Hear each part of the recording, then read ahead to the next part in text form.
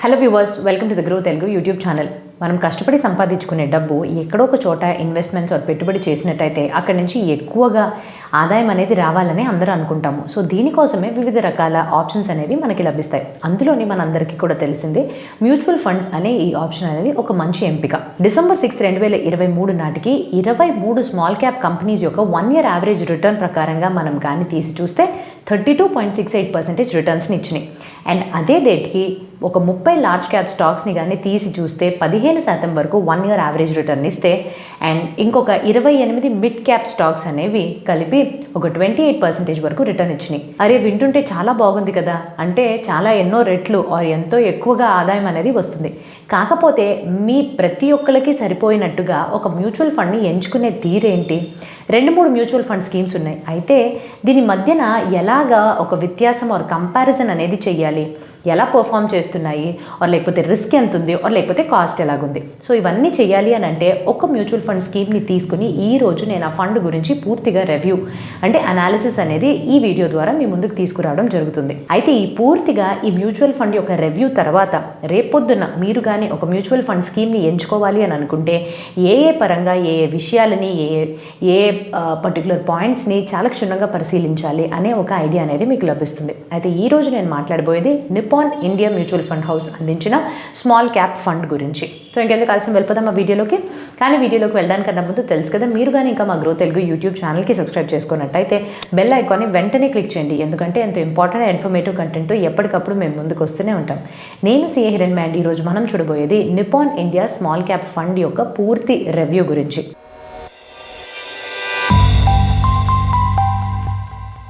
So మొట్టమొదటిది నేను పేరు తెలియపరిచినట్టుగా ఈ ఫండ్ పేరు Nippon India small cap fund. అయితే దీని యొక్క రెగ్యులర్ ప్లాన్, డైరెక్ట్ ప్లాన్ అనేది ఉంది. సో రెగ్యులర్ ప్లాన్ అనేది 16 సెప్టెంబర్ 2010లోని ఇంట్రడ్యూస్ చేశారు. అండ్ అలానే డైరెక్ట్ గ్రోత్ ప్లాన్ అనేది 1 జనవరి 2013లో ఇంట్రడ్యూస్ చేశారు. అండ్ ఇది ఇద్దరు ఎక్స్పర్ట్స్ మేనేజ్ చేస్తున్నారు. ఒకటి సమీర్ రచ్ అండ్ ఇంకొకళ్ళు తేజస్ చేత్. అయితే సమీర్ ఈ కంపెనీతో జనవరి 2017 నుంచి అసోసియేట్ అయి ఉన్నారు. అండ్ ఆయనకి దాదాపుగా 32 సంవత్సరాల అనుభవం ఉంది. తేజస్ ఈ సంవత్సరం ఫిబ్రవరిలో జాయిన్ అయ్యి ఆయనకి 18 సంవత్సరాల ఎక్స్పీరియన్స్ తోటి ఈ కంపెనీలో ఫండ్ మేనేజర్గా వ్యవహరిస్తున్నారు. అయితే ఈ కంపెనీ బెంచ్ మార్క్ అయ్యింది దేనికి అగెయిన్స్ట్గా అని చూస్తే Nifty small cap 250 total return ఇండెక్స్కి అగెయిన్స్ట్గా. అండ్ ఈ పర్టికులర్ ఫండ్ యొక్క టోటల్ ఎక్స్పెన్స్ రేషియో 0.69. అయితే ఇప్పుడు ఈ ఫండ్ యొక్క ఇన్వెస్ట్మెంట్ ఆబ్జెక్టివ్ అండ్ స్ట్రాటజీ ఏంటి? సో మొట్టమొదటిది బేసిక్ గోల్, ఈ particular small cap fund Nippon India వాళ్ళు అందిస్తున్న స్మాల్ క్యాప్ ఫండ్ యొక్క బేసిక్ ఆబ్జెక్టివ్ అనేది దీర్ఘకాలికమైన అప్రిసియేషన్, అంటే మీరు పెట్టే డబ్బుల్లోనే ఎక్కువ శాతం లాభాలు రావాలి, క్యాపిటల్ అప్రిసియేషన్ వైపుగా వాళ్ళు ఆ దిశలో ప్రయత్నిస్తున్నారు. అయితే ఈ దిశని వాళ్ళు ఎంచుకున్నారు కాబట్టి దీన్ని 2 విధాలుగా పూర్తి చేస్తున్నారు. మొట్టమొదటిది స్మాల్ క్యాప్ కంపెనీస్, అంటే ఈ స్మాల్ క్యాప్ కంపెనీస్ అనేవి మార్కెట్ క్యాపిటలైజేషన్ ఆధారంగా ఈ కంపెనీస్ యొక్క ఈక్విటీస్ లేకపోతే ఈక్విటీ రిలేటెడ్ అదర్ ఇన్స్ట్రుమెంట్స్లోని ఇన్వెస్ట్మెంట్స్ చేస్తూ లాంగ్ టర్మ్లో క్యాపిటల్ అప్రిసియేషన్ని సాధిస్తున్నారు. అండ్ రెండోది స్థిరమైన ఆదాయం కూడా ఉండాలి కదా, సో దానికి డెట్ అండ్ మనీ మార్కెట్ ఇన్స్ట్రుమెంట్స్లోని పెట్టుబడి చేస్తున్నారు. వీళ్ళు ఫాలో అయ్యే అప్రోచ్ ఏంటి? సో నేను ఇంతకుముందు చెప్పినట్టుగానే ఒక స్మాల్ క్యాప్ ఫండ్ అనేది స్మాల్ క్యాప్ కంపెనీస్ యొక్క స్టాక్స్లోని ఇన్వెస్ట్మెంట్స్ చేస్తారు. అయితే ఇక్కడ రిస్క్ ఎక్కువ ఉంటుంది కాబట్టి వీళ్ళ యొక్క ఫోకస్ ఎప్పుడూ కూడాను ఆ రిస్క్ని దాటుకొని మంచి రిటర్న్స్ని ఇవ్వడం, అంటే సుపీరియర్ రిస్క్ అడ్జస్టెడ్ రిటర్న్స్ని సంపాదించాలి అని ఎప్పటికప్పుడు వీళ్ళ యొక్క ఆబ్జెక్టివ్ పరంగా అప్రోచెస్ అనేవి వెళ్తాయి. సో ఏదన్నా ఒక ర్యాండమ్గా వీళ్ళు small companies small stock companies small cap కంపెనీస్ని ఎంచుకుంటున్నారు అంటే కాదు. 4 ముఖ్యమైన రేషనల్ విషయాల మీద ఆధారపడి ఒక స్టాక్ని ఎంచుకుంటున్నారు. అదేంటి? మొట్టమొదటి, వీళ్ళు ఎంచుకున్న స్మాల్ క్యాప్ కంపెనీ యొక్క ఎదుగుదల అవకాశాలు ఎలాగున్నాయి, చాలా ఎక్కువ గ్రోత్ పొటెన్షియల్ ఉంటే మాత్రమే నెక్స్ట్ ఆ company mid company mid size కంపెనీకి మారే విధంగా ఉంటే మాత్రమే ఎంచుకుంటారు. రెండోది, ఆ కంపెనీ ఎవరి చేత మేనేజ్ అవుతుంది, అంటే ఎక్స్పీరియన్స్ టీమ్ క్వాలిటీ ఎవరైతే మేనేజ్ చేస్తున్నారో వాళ్ళ యొక్క క్వాలిటీని కూడా ఎంచుతారు. సైజ్ అనేది రీజనబుల్గా ఉండాలి. అండ్ అలానే వాల్యుయేషన్స్, ఆ కంపెనీ యొక్క వాల్యుయేషన్స్ మిగతా కాంపిటీటర్స్తో పోలిస్తే రీజనబుల్గా ఉండాలి. ఓవర్గా వాల్యూడ్ కాదు, మరీ అలా అండర్గా వాల్యూడ్ కూడా కాదు. సో మినిమం, అంటే అండర్గా వాల్యూడ్ ఉంటే బెటరే కాబట్టి అండర్ వాల్యుయేషన్స్ నార్మల్ వాల్యుయేషన్స్ ఉన్న కంపెనీస్ని వీళ్ళు ఎంచుకుంటున్నారు. అండ్ అలానే రిస్క్ మేనేజ్మెంట్ అప్రోచ్ని కూడా ఫాలో అవుతున్నారండి. ఏదో అని కాకుండా వివిధ రకాల సెక్టార్స్, వివిధ రకాల స్టాక్స్లో డైవర్సిటీ డైవర్సిఫై చేసుకుంటూ మార్జిన్ ఆఫ్ సేఫ్టీని కూడా మెయింటైన్ చేసుకుంటూ రిస్క్ని తగ్గించుకుంటూ మంచి రిటర్న్స్ని అందిస్తున్నారు. సో ఇది వీళ్ళ యొక్క అప్రోచ్ అండ్ ఇన్వెస్ట్మెంట్ స్ట్రాటజీ. ఇప్పుడు నెక్స్ట్ ఈ పర్టికులర్ కంపెనీ గురించి ఇంకా తెలుసుకోవడానికన్నా ముందు అసలు ఈ స్మాల్ క్యాప్ ఫండ్ అంటే ఏంటి? ఏవైతే equity mutual funds small stock companies or small cap companies యొక్క స్టాక్స్లో ఇన్వెస్ట్మెంట్స్ చేస్తారో వాటిని స్మాల్ క్యాప్ ఫండ్స్ అని అంటాము.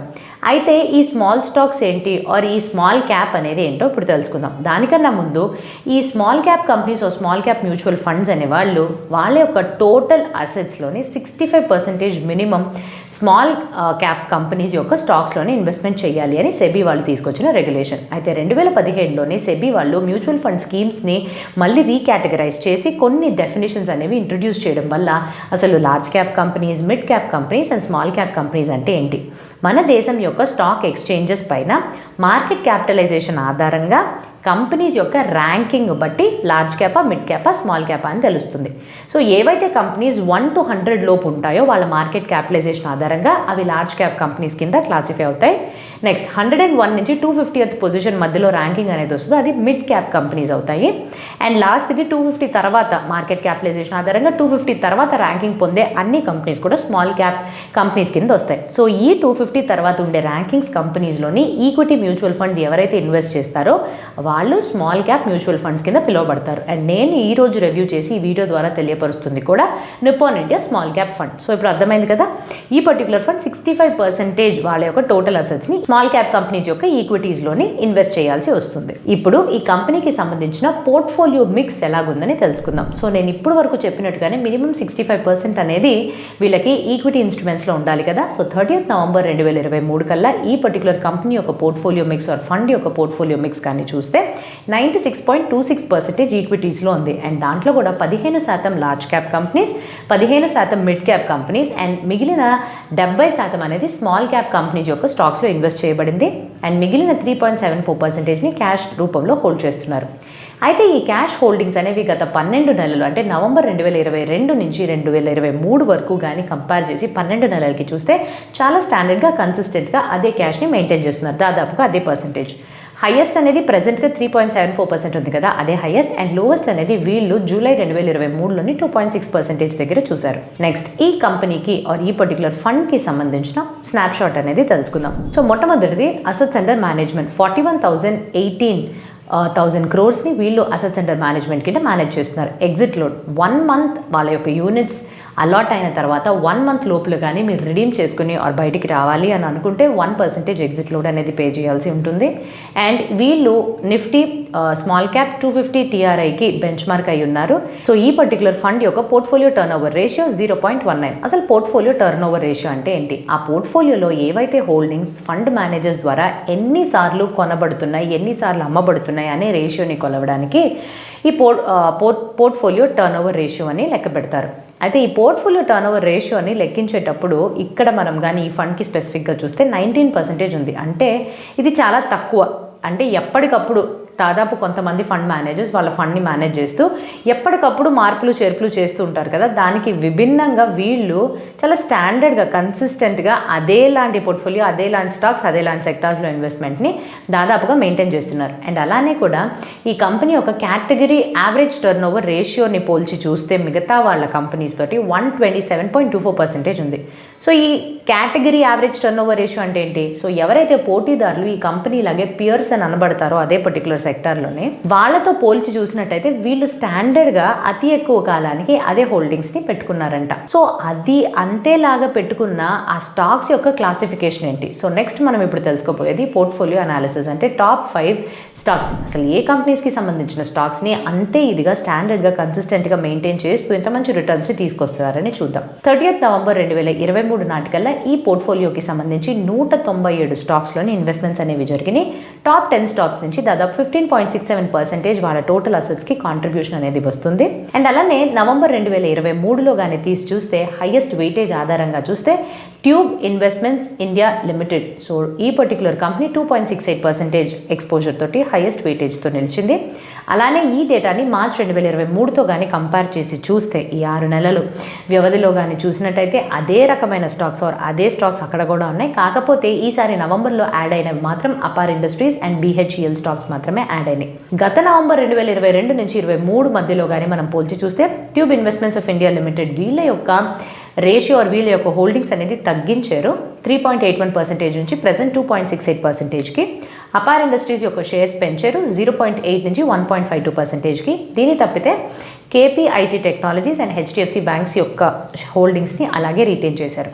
అండ్ ఇప్పుడు మనం స్టాక్స్ చూసాం కదా, టాప్ 5 సెక్టార్స్ అసలు ఏ సెక్టార్స్లో ఎంతెంత ఇన్వెస్ట్మెంట్స్ చేశారు అని అంటే 8.34% ఇండస్ట్రియల్ ప్రోడక్ట్స్లో, 7.21% electrical equipment, 6.12% pharma and biotechnology, 5.84% auto components, 5.38% construction. So ఇది మన మార్చ్ 2023 అండ్ అంతకు ముందు నవంబర్ 2022తో పోల్చి చూస్తే సెక్టార్స్ అనేవి ఇంచుమించుగా ఇప్పుడు మీరు స్క్రీన్ పైన చూస్తున్నట్టుగానే అలాగే ఉంది. సో అందుకనే ఈ పోర్ట్ఫోలియో వాళ్ళు ఇన్వెస్ట్ చేసిన స్టాక్స్ కానీ సెక్టార్స్ కానీ చూస్తే అన్ని ఎక్కువ మార్పులు చేర్పులు లేవు కాబట్టే పోర్ట్ఫోలియో టర్నోవర్ రేషియో అతి తక్కువ ఉందని మీకు ఇదివరకే చెప్పాను.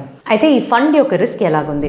ఈ ఫండ్ యొక్క రిస్కోమీటర్ ఆర్ రిస్క్ పర్సెప్షన్, రిస్క్ ఏ లెవెల్లో ఉందని చూస్తే వీళ్ళు వెరీ హై రిస్క్ కేటగిరీలోకి వస్తున్నారు. అది ఎందుకు అని అంటే వీళ్ళు దాదాపుగా 96% ఈక్విటీస్లోని ఇన్వెస్ట్మెంట్స్ చేశారు. ఈక్విటీ అంటే అస్థిరత్వం ఆర్ అన్సర్టనిటీ ఎక్కువగా ఉంటుంది. ఎందుకు అని అంటే దీర్ఘకాలికంగా మీరు ఓపిక పట్టి వెయిట్ చేస్తేనే మార్కెట్ యొక్క రియాక్షన్స్ కానీ మనకు వచ్చే రిటర్న్స్ కానీ స్టాండర్డ్గా ఇన్ఫ్లేషన్ని దాటుకొని వస్తాయి. అప్పుడప్పుడు ఒక సంవత్సరానికేసి 2 సంవత్సరాలకేసి సరే అనుకున్న రిటర్న్ రాలేదు అని అంటే కుదరదు. ఈక్విటీలోని అన్సర్టనిటీ కొంచెం ఎక్కువగా ఉంటుంది, రిస్క్ మనం ఎక్కువ చేస్తాము కాబట్టి ఈ పర్టికులర్ ఫండ్ని వెరీ హై రిస్క్ కేటగిరీలో వేశారు. ఈ ఫండ్ మాత్రమే కాదు, ఇంకేదన్నా కూడా ఈక్విటీ మ్యూచువల్ ఫండ్స్లో మీరు ఇన్వెస్ట్మెంట్స్ చేసేటప్పుడు తప్పకుండా ఈ విషయాన్ని మాత్రం గుర్తుపెట్టుకోండి.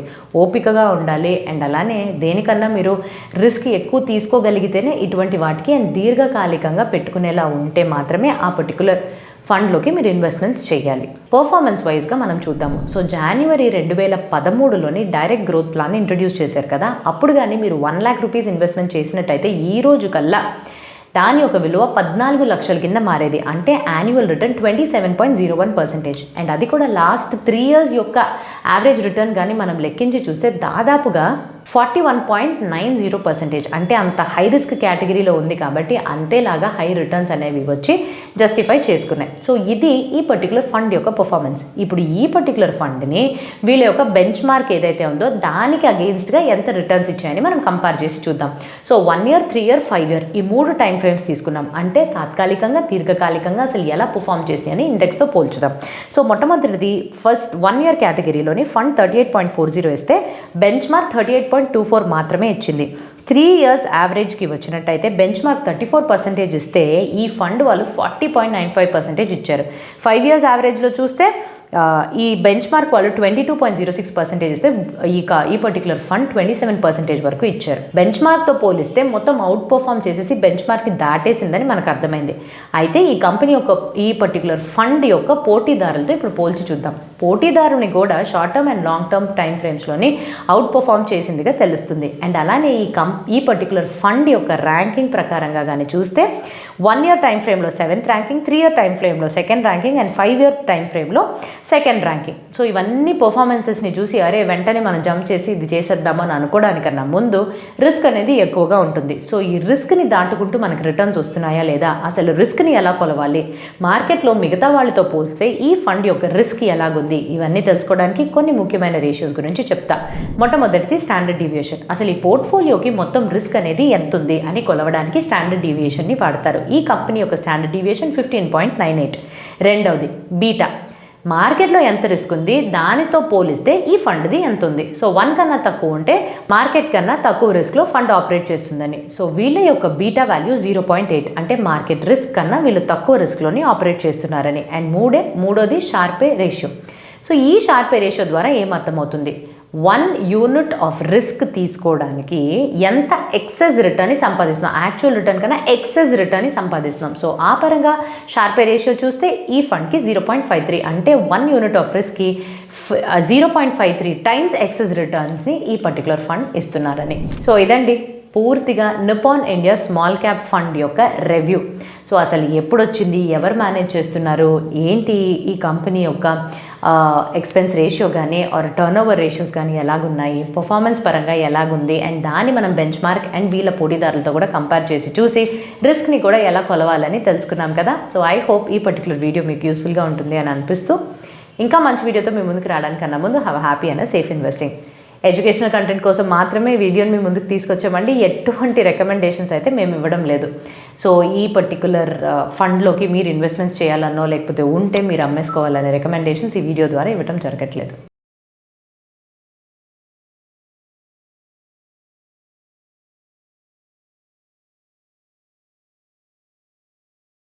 Investment in securities market are subject to market risks. Read all the related documents carefully before investing. Please read the risk disclosure documents carefully before investing in equity shares, derivatives, mutual fund, and or other instruments traded on the stock exchanges.